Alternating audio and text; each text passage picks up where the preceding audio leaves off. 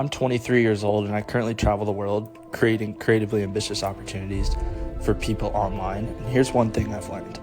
It's that you have to trust your instincts and embrace the mystery that follows.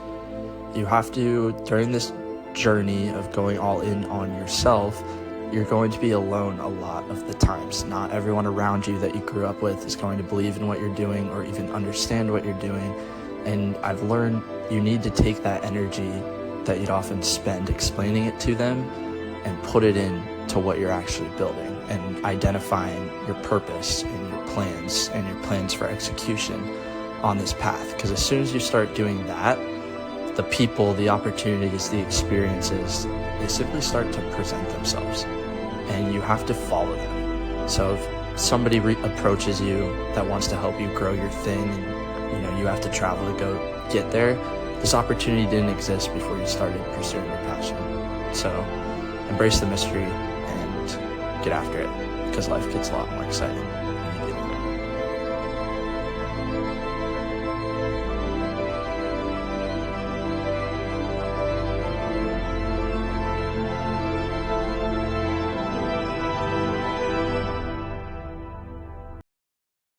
It's just free flowing. Yeah, we just kind of keep it organic. But the fact that we have the mutual connection being in A players helps a lot. Obviously, social media helps a lot. And yeah, I just think knowing the profile and who I'm talking to, and obviously educating the audience on that, creates a lot more of a relatable vibe. So, like you had just mentioned before, we had some technical difficulties. You had said you just graduated college a year ago, or is that now 2 years? No, it is. I guess I graduated in this spring, so Wow. Oh, wow. Okay. So recently out of college, launched your cold email business. Now, is that something, was the cold email one of the first things you started, or was it was this an evolution of other things you had tested out in the past? yeah. So that's a good question. I guess it was my first thing that I started. I know with most people, like they try other things, then they fail, and they just kind of land on a certain thing, and it was never their direct intention to do that. But for me, I just learned about cold email, learned about the business model, and everything just kind of clicked. And I guess you could say I got almost lucky in terms of how I landed in the industry. Yeah, very cool. Now let's talk about that. What was your trigger? Like what pulled you to cold email? So yeah, to give you some background, when I started this about last year, I had just come back from my internship in New York City. It was your typical 9 to 5 at a real estate brokerage. Wear the suit, go on the subway when it's 90 degrees and humid, and so you just show up to the office already sweating. So yeah, after a couple months of that, I came back knowing that I couldn't do that for the rest of my life. I needed to do something else, and just knowing that internet money is just such a big, it's just the main way that people make money these days, I feel like. And yeah, literally coming back from that, I think a couple weeks into just being home, I was actually talking with a buddy of mine who was also into cold email lead gen, and he explained, his business, how it works, and it all just made sense. And later that night, I did a lot of research into it, and essentially that was the start of my agency journey. Okay, very nice. And now what did you see in the market, as a lot of people may see a lot of people out there also doing it, say it's saturated. I don't like it because it stops them from starting, and once you start to figure it out, find your own niche, etc. So yeah, I'm just kind of curious, did you see a market right away, or was there a heavy experimentation phase as far as what worked? Yeah, so obviously with cold email outreach, really with any B2B business, it works. But if you just try to sell to every B2B business out there, you're not going to get anywhere. If you're trying to sell something to everyone, that's just, you won't sell anything to anyone. So I looked at my past, what experience I had, and what niche I would be successful in. And a couple years prior, I worked as a media buyer for I'd call them a marketing agency. We primarily did, Google ads, Facebook ads, and we like redirected them to a history site, and like that's how they made their money running ads on their site. That was another cool business model that we could get into. But yeah, so wait, I just completely blanked. What was the question? Yeah, I was just curious what area of the market did you Gotcha. Yeah. see, yeah, as an opportunity? So yes, so considering my prior experience with a marketing agency, I thought it only made sense to work with marketing agencies because I know their pain points, I know how they operate. I know that they have so much to do in the day that they just don't have time to be doing any sort of outbound, whether it be cold emailing, cold calling, running ads, anything like that. So once I figured out that getting clients is like a huge pain point for them, I just shifted everything and started targeting them, and I've been targeting them ever since, and it's been going great. Yeah. Now, did you face some early objections with them saying, "Hey, you want to do this for us, but what have you done in the Yeah, past?" yeah, no, definitely, and especially throw in the fact that like I'm taking these calls in my college house, and I'm just like a young kid.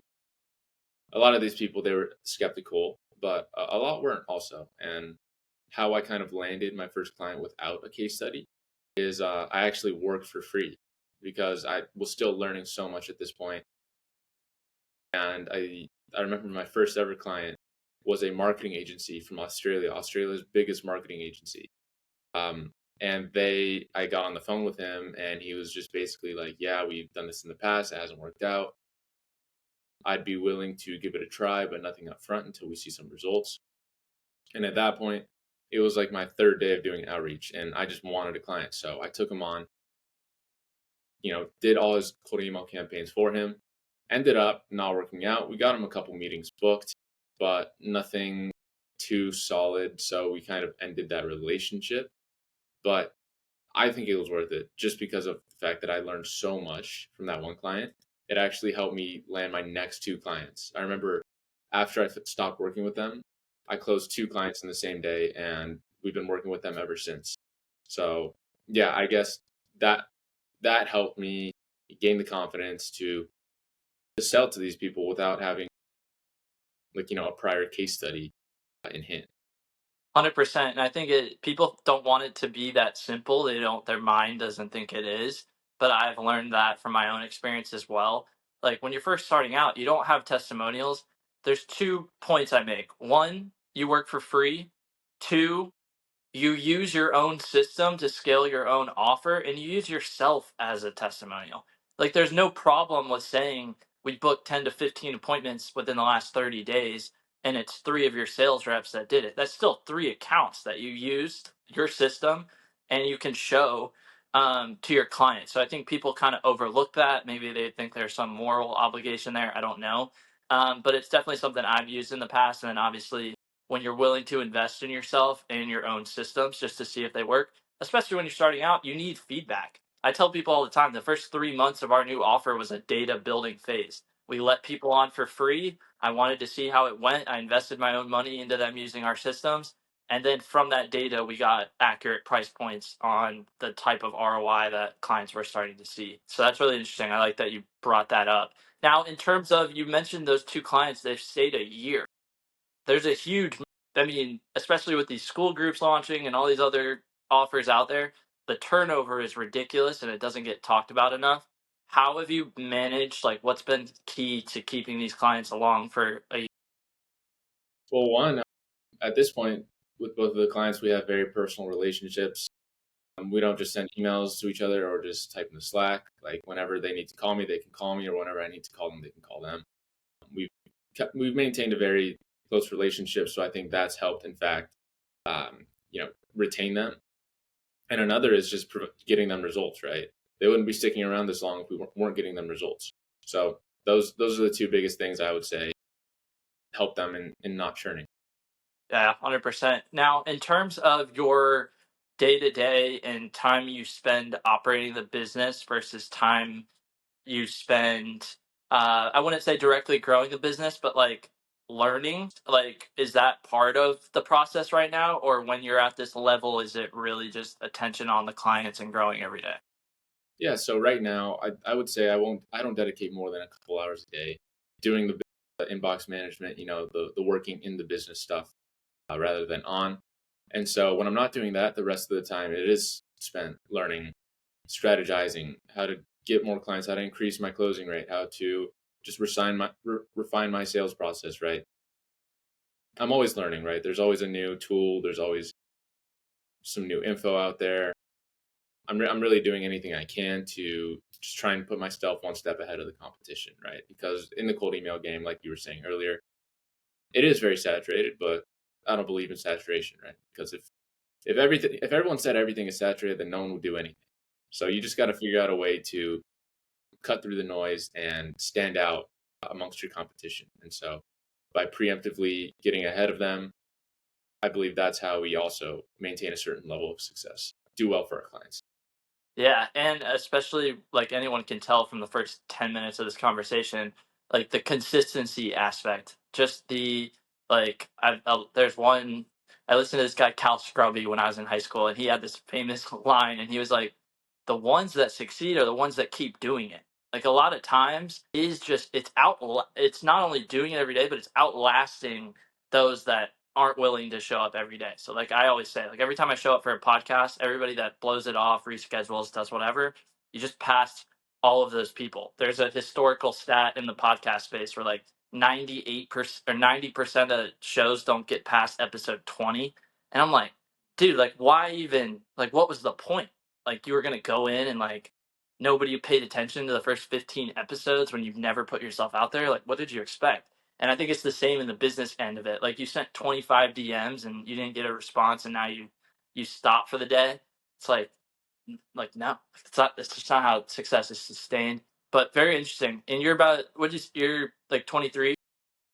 I'm 22, turning 23 in about 2 weeks here. Very cool. Nice. Now, have you faced like just being the age, and we touched on it, a lot of people that are older, they'll see offers like this launched and they'll obviously talk about what gives you the right to kind of do this. What has been the biggest social challenge or maybe like perception issues maybe you faced like building while you've been young? Have you faced any challenges like that? Just kind of, being the age that you are? Honestly, not really. But, and if you're referring to, my direct like social circle and how they kind of take what I'm doing, is that what you're, Yeah, like just your how has your social environment kind of evolved with you taking this route? That's a better question. You okay. taking this route versus the typical route that you were on. So yeah, how it's evolved. I mean, I've met so many great people in this space. It's just been insane, right? And I'm actually in a couple weeks here going to be moving to Marbella in Spain, and I'm going to be living with a couple other cold email guys. So Cool. literally just starting this, I mean, it's evolved my circle in so many different ways, and just being able to talk to and connect with and work with people who are in the same space as you, who understand the struggles that you go through, because it is a lonely journey at the end of the day. Entrepreneurship, you're just locked in your room all day, just slaving away on your computer. It's nice to know, and there's other people out there who have similar issues as you, who go through the same things, right? So definitely, I think a big part in getting us to the point on where we're at now is knowing that we have other people out there who can relate, and we can talk about like certain business things with. I think it's been an absolute game changer. Yeah, 100%. And like when you started putting yourself out there, those people naturally started to like come to you. That's what I've noticed a lot. Like when people start to come to you for like what you're doing, it's a lot of like proof in the process, and it doesn't happen day one, week one, but it does happen when you sustain from there. Now, in terms of like your overall mission outside the business, have you kind of thought about that at all? Do you kind of take that approach to what you're doing, or are you really just focused in, growth mode as far as what's going on? Yeah, so I say I'm in growth mode right now, and I will be for the foreseeable future. End goal, honestly, don't have an end goal at the moment. I'm not like strictly only going to stick with cold email, right? It's been working for me for the past year and maybe for the next couple years Mhm. on forward. But I mean, if you were to ask me what I would really want to do, and if like all this work that I put in all this time, what I would want it to amount to, ultimately, I'd like to start a business that kind of revolves around the health and fitness kind of landscape, maybe like some sort of supplement company, things like that. I've always been very passionate about going to the gym, maintaining a healthy lifestyle, eating good. That's been something that I've been doing for years, and if I could do something within that space, that would be awesome, right? Because I'm not going to say that cold email is, I didn't grow up when I was 10 years old saying, yeah, I want to send cold emails when I'm an adult.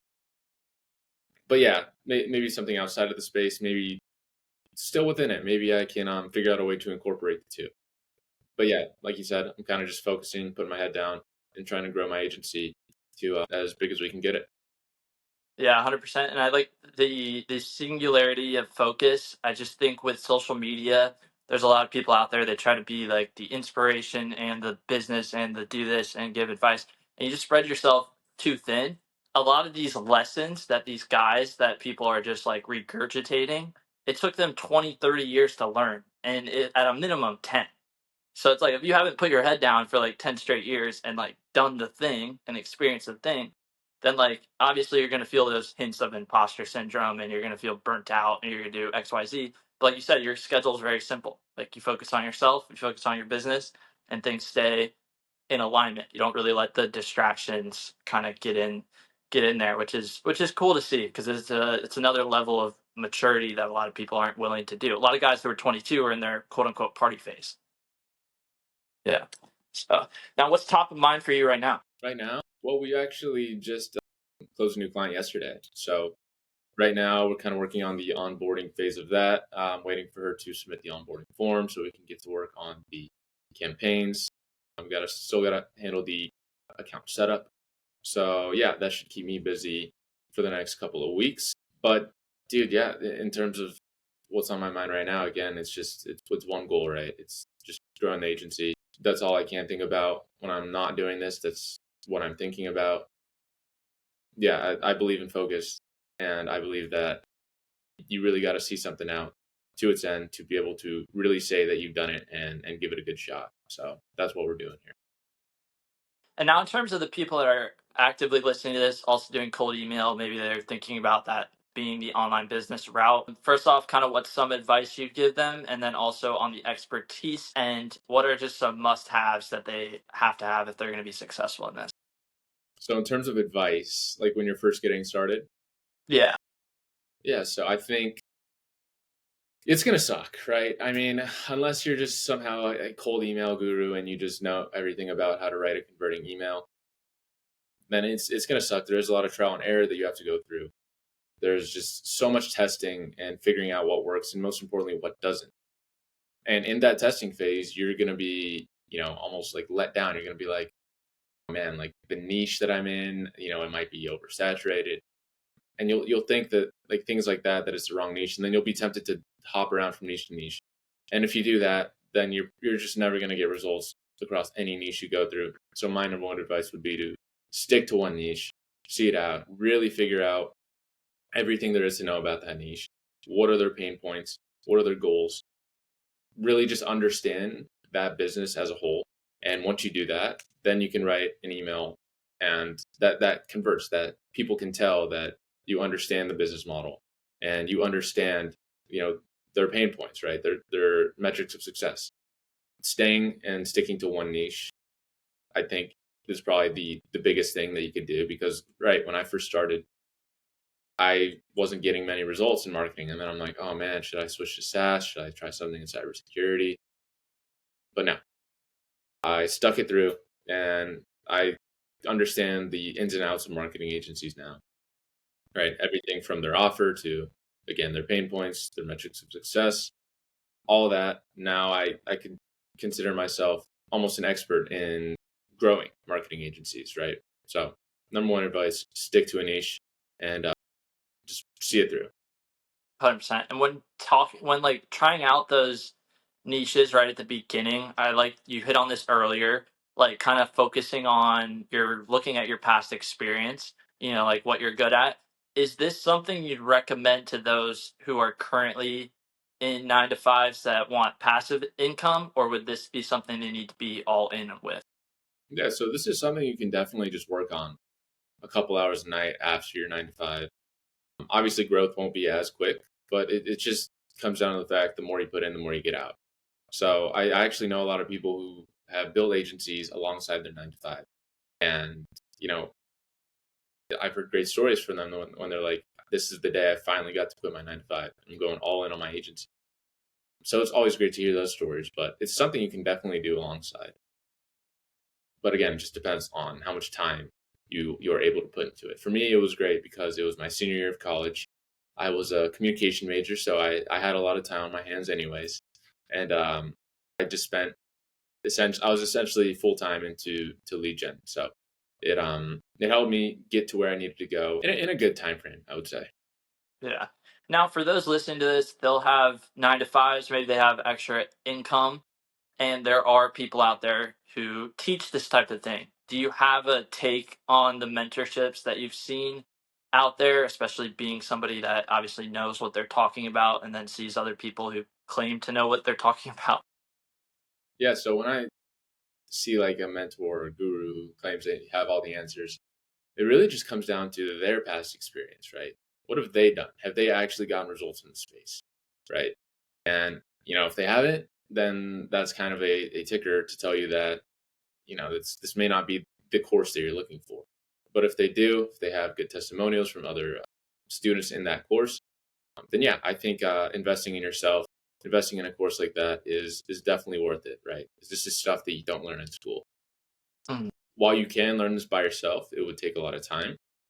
I think buying a course, investing in yourself, it just shortens the amount of time to the finish line. For sure. Now, in terms of a cold email offer, can you provide some advice on those that might not know how to properly structure that? Yeah, so for cold email, you never want to sell how you do it. You don't want to sell the in between. You want to sell the outcome, right? If I work with you, what is going to happen to my business? So, a common offer for marketing agencies is, right, and SEO is search engine optimization, if you don't know. And what that does is it basically makes you rank high on Google. So if you look up a particular keyword, you will show up first or second or third or wherever. And the results of like what an SEO campaign would do would be something like this. Like, hey, we helped XYZ company increase organic traffic by 32%, right? While that may be a good result, right, to other marketing agencies and people who understand those metrics in that lingo, when you're reaching out to a specific industry or niche, you want to make the outreach as like relatable, as relevant to them as possible. So let's say, for example, you're reaching out to junk removal guys, right? You email them saying, hey, we increased their backlinks by XYZ, and like all this technical talk that no one really understands, especially these junk removal guys. I don't know. Maybe there's some junk removal guys out there who would understand, but majority of them wouldn't. So you have to speak in terms of results. You have to say, hey, we helped this other junk removal company get an extra 2 trucks, right? So for them, if their unit of success, their measurement of success is the amount of trucks they have. If you have more trucks, that means you have more business. That means you can haul more junk, and just equals more money. So if you say something like, we helped this other company add an extra 2 trucks to their fleet in the last month without whatever their pain point is, right? And so a pain point for a junk removal company is a lot of the times they do Google Maps SEO, which is, if you're on Google Maps, you're looking up junk removal companies. So we'd say, we'd frame the offer, extra 2 trucks in a month without having to do SEO. And then something like, would you be interested in learning more? Or any other sort of soft CTA. So really just breaking it down, speaking their lingo, making sure that they understand it, that is ultimately what makes cold email work, right? I always like to say, if you are trying to sell someone a gym membership, you don't want to sell them the day-to-day routine that you need to be doing. You don't want to sell them the diet that you need to be doing. You want to sell them the transformation, right? Hey, look at this client that I just had. He was fat before, now he has a 6-pack. Like, do you want one too? Sign up for this course. Yeah, So I like that. selling outcomes, right? We sell results, we sell the dream. And so our clients' jobs is to just sell the mechanism once they get on the call with them. Mhm. I like that. I like selling the transformation because it can create like subconsciously decision fatigue when you're just trying to show that you're the expert and provide all these little things. Like people will try to front load with like a bunch of crazy lingo, like you mentioned, so that somebody's like, oh, I don't want to go through and have to learn all that, even though it's very simple things that they're usually framing. So by just going straight to the transformation, it's like, here's what I can do, proof that I can do it. You obviously might have this problem, yes or no. And it keeps things a lot more aligned. Now, in terms of where I want to go with this post business, I think we've gotten a good gauge in terms of those that are starting out with their offers into cold email, why they should want to do this, and potentially how they could get started. Is there any part of your cold email journey that you kind of want to add to, or maybe like a story that you want to talk about? Cool. A specific story, like something funny or something interesting that happened within my journey. Yeah, even on the just entrepreneurial end, like, have you always, here's a better question. Have you always wanted to be an entrepreneur? Because I know you went to college, you did the internship, and then you discovered cold email through somebody else. It wasn't like, you were necessarily like starting this right away in your like high school days. So I'm just kind of curious, have you always wanted to be an entrepreneur? To be honest, I kind of didn't really think about it, or not think about it, but take it seriously until I had that experience working that 9 to 5, wearing the suit and tie. That's Yeah. really lit the fire under my ass and made me want something else, something better. So yeah, that's why I think it's important to take jobs like that, because even if they are crappy 9 to 5s, you learn a lot. And most importantly, you learn if you like it or not. And if you Yeah. don't like it, that's even better, because then like what's on the other side, right? If whatever you do in terms of your entrepreneurial journey, if that doesn't work, then you know that the 9 to 5 is just looming in the background there. And like by all costs, I want to avoid that by any means. Like, and now is like a year in, I don't think I could ever go back to working any sort of 9 to 5. Yeah. I honestly just don't see myself doing that. Yeah, and I think it follows that, got this, I call it the drug that you get when you become an entrepreneur, but once you make your own money, you definitely know you can do it again. And that's why I'm like a big proponent of anybody who's curious about entrepreneurship, go sell for like a good offer. Like, go find an offer that's doing 10, 20K a month and learn how to sell it and learn that industry, because then you can go sell a product, or, maybe you're working for a full scale marketing company that's doing A to Z, but like you find out cold email is super useful and you really understand a client that you've brought into there. And now you can go apply that 2 years later. Like, you definitely don't have to rush into it, but when and take that, like, follow that urge. Because I think you created a lot of momentum by following that pain. If you would have just kind of let time take its course and just like suffered through it, you would have just got used to it. You probably would have just got complacent. And that's what I see a lot of people who are like, they're happy with good enough. And I'm not one to judge it. I do things like this to hopefully get the question rolling of like, am I capable of more? Because I know people are capable of more. And I know people are capable of doing what they feel fulfilled doing. Like, you don't necessarily love cold email, but you love the experience that it gives you to be an entrepreneur, and it does help businesses. This is just the way it does it now, which kind of ties me into the leading side of this, which is the future of cold email and these processes. Like, are you watching AI? Let's talk about that a little bit for those that are also running marketing agencies, cold email, etc. What is your take on where we're at and where we're going with how AI is going to affect this space? Yeah, so I mean, AI is going to affect everything for the good or the bad. In cold email's case, particularly, I think that it already plays a huge step into it. If you didn't know, there's this software. It's called Clay, and it helps you enrich data. It helps you create very unique emails by scraping your LinkedIn, scraping a website. Right, you can get loads of information from the internet and basically create a singular campaign for each lead in your email. So every email will come across as a one-on-one unique email. So yeah, I think that's definitely going to be the future of cold email, especially considering just deliverability nowadays, right? Over this past year, Google and Outlook, they've been going pretty hard on cold email and trying to limit the spam that people send, right? And the reason why I say spam is because there's a difference between us spammers and us cold emailers. I'm sure you could tell the difference. Some of these emails that I get are absolutely atrocious and they are spam, so I get it. But yeah, so basically, Clay. Clay is going to have to be the future of cold email. I think we're going to have to get to a point where to not fall within Google or Outlook spam filters, you need to send a unique one of one email, literally. Like every word needs to be different. And so will it happen this year? Probably not. Next year, probably not. I hope not. Maybe. The next 5 years, I think eventually it will happen.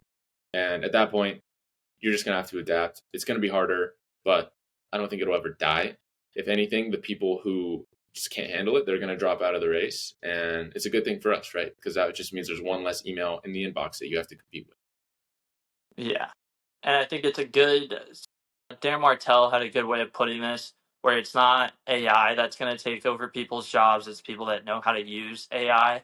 So, like, you just purely even knowing Clay exists already puts you way above the game, because I know guys that are running cold email campaigns that are paying much more, that are using less efficient tools and less efficient people. And so, like, just even understanding, like, you could tell somebody everything about Clay and tell them to sign up and try to use it themselves, but they wouldn't know how to see results with it.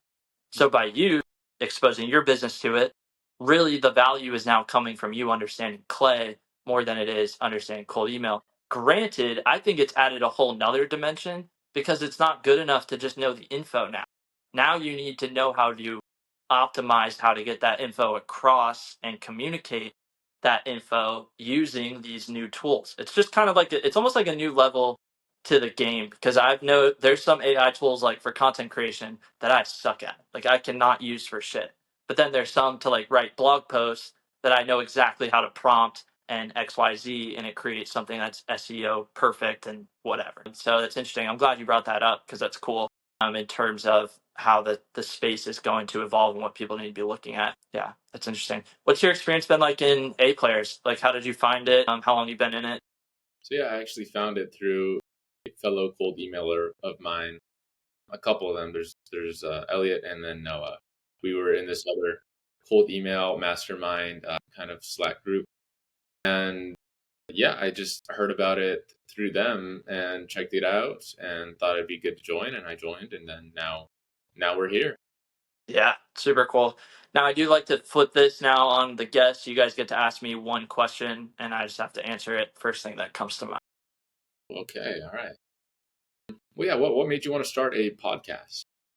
Yeah, so I think I wrote, I think was the last blog about this, the last Instagram post I kind of touched on this.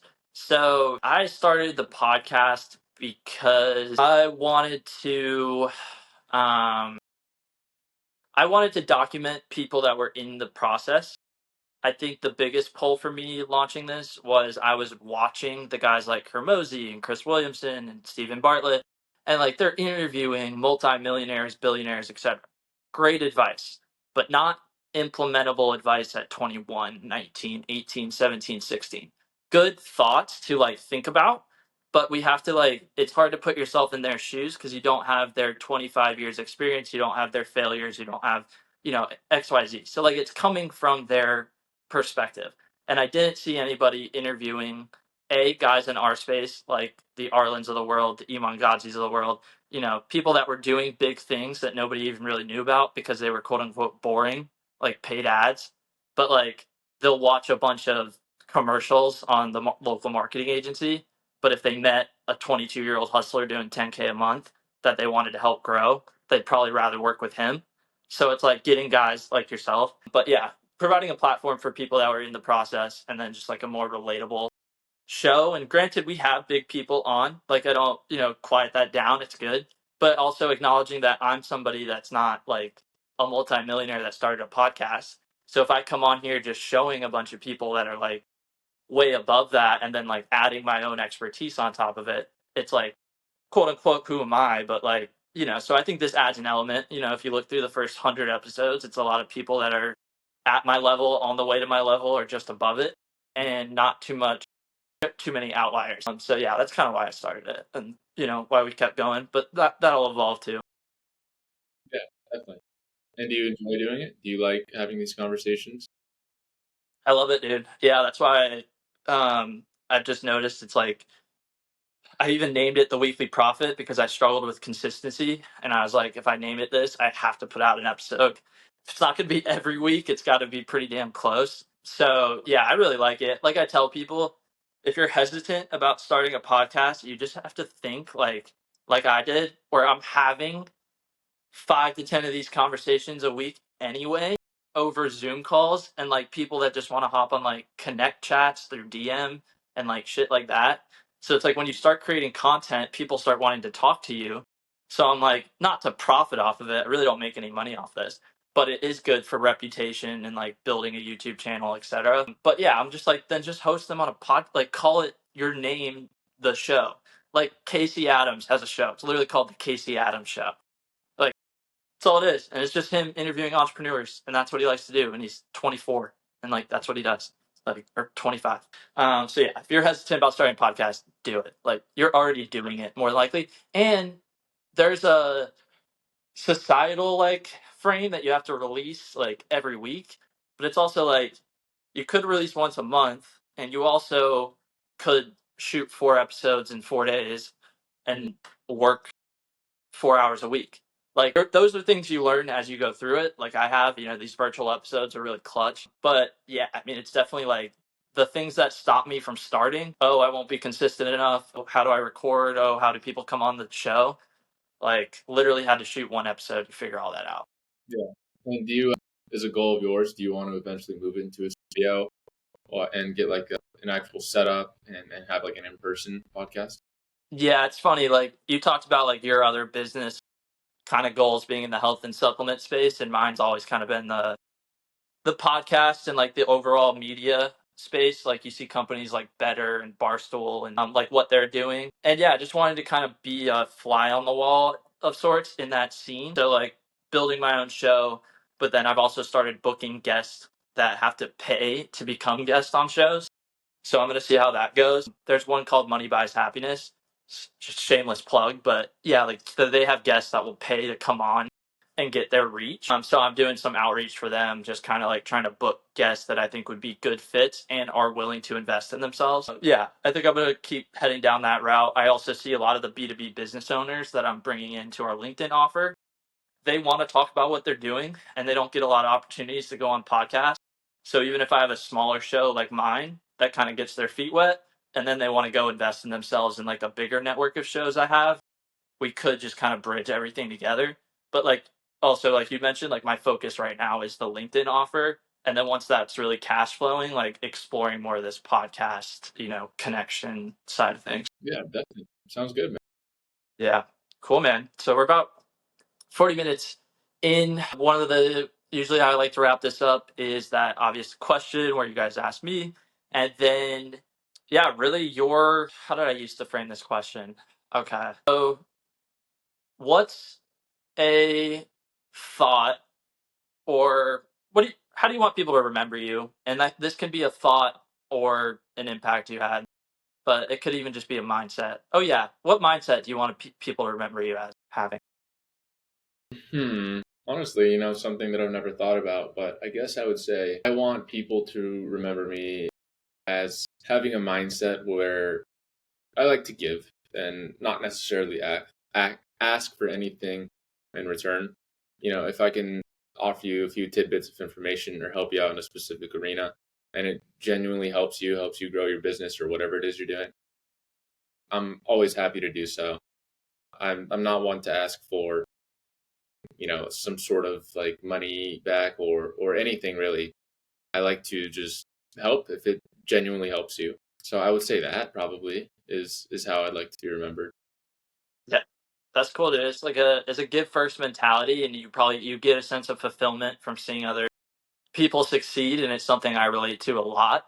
Can put us in unique situations where people can use the shit out of that. But at the end of the day, like I'm in the same route. Or even when people do that, it's not like I hold a grudge the rest of my life. It's just like whatever. In the moment, I was totally okay with it, and that's all that really matters. But yeah, man, this was super valuable. I really appreciate you sitting down with me, educating us on cold email. I think we got a ton of free game from this. So yeah, where can we follow along with your journey, and what do we have to look forward to?